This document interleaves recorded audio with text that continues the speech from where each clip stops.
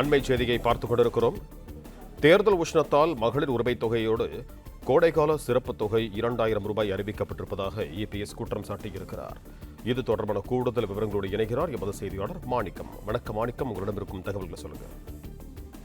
சட்டப்பேரவையில இடைக்கால பட்ஜெட் மீதான நடக்கக்கூடிய பொது விவாதத்துல எதிர்க்கட்சி தலைவர் எடப்பாடி பழனிசாமி வைக்கக்கூடிய குற்றச்சாட்டுகளும் விமர்சனத்திற்கும் அமைச்சர்கள் பதில் சொல்கிறார்கள். இதன் காரணமாக சட்டப்பேரவையை தற்போது ஒரு காரசாரமான ஒரு விறுவிறுப்பான விவாதத்துக்குள் நுழைந்திருக்கிறது. குறிப்பாக மகளிருக்கு கொடுக்கக்கூடிய மாதந்தோறும் கொடுக்கக்கூடிய அந்த 1000 ரூபாய் உரிமை தொகையை தேர்தல் பயத்தின் காரணமாக 5000 விடுவித்ததாக எதிர்க்கட்சி தலைவர் எடப்பாடி பழனிசாமி குற்றச்சாட்டை முன்வைத்திருக்கிறார்.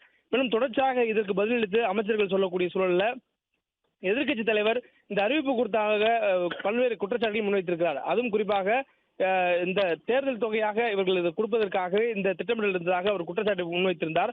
அதுவும் தேர்தல் உஷ்ணத்தால் கோடைக்கால சிறப்பு தொகை என்ற அடிப்படையில் தற்பொழுது இந்த தொகை கொடுக்கப்பட்டிருப்பதாக அமைச்சர் கீதா ஜீவன் பதிலை தெரிவித்திருக்கிறார். எதிர்க்கட்சி தலைவருடைய இந்த குற்றச்சாட்டு என்பது இந்த மகளிர் உரிமை தொகை என்பது அவருடைய வாக்கு வங்கியை குறிவைத்து கொடுக்கக்கூடியதான ஒரு குற்றச்சாட்டை முன்வைத்திருந்தார்.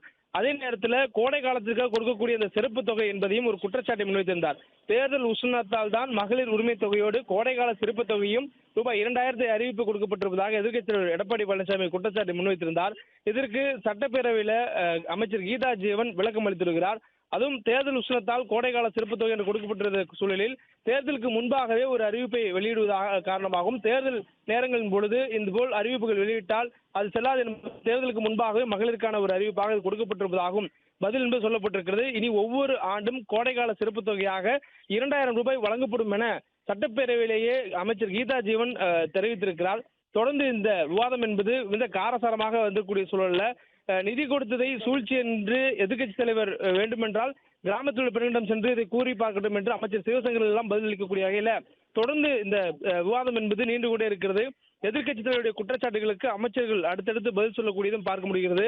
தேர்தல் அறிக்கையில் பல வாக்குறுதிகள் நிறைவேற்றப்படாத சூழல்ல மகளிருக்கு கொடுக்கக்கூடிய இந்த 1000 ரூபாய் உரிமை தொகை என்பது கூட திமுக அரசு அதிமுக அழுத்தத்தாலே கொடுக்கப்பட்டதாக எதிர்க்கட்சி குற்றச்சாட்டை வைத்திருந்தார்.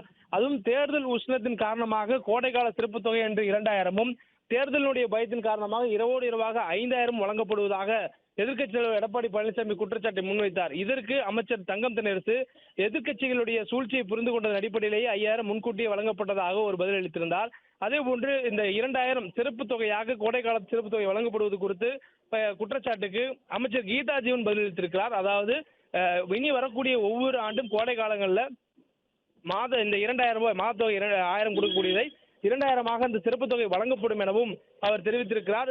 இதன் மூலமாக தொடர்ந்து இந்த மகளிர் உரிமை தொகை மட்டுமில்லாது அடுத்தடுத்த அரசுடைய திட்டங்கள் தொடர்பாகவும் திமுக தேர்தல் வாக்குறுதிகள் நிறைவேற்றப்படாத குறித்தும் எதிர்க்கட்சி தலைவர் கேள்வி எழுப்பிவிடுகிறார். அதற்கு ஆளும் தரப்பிலிருந்து அமைச்சர்கள் பதிலளித்து வருகிறார்கள். பிளே ஸ்டோர் மற்றும் ஆப் ஸ்டோரில் இருந்து பாலிமர் செயலியை QR கோடு மூலம் பதிவிறக்கம் செய்யுங்கள். செய்திகளை உடனுக்குடன் பெறுங்கள்.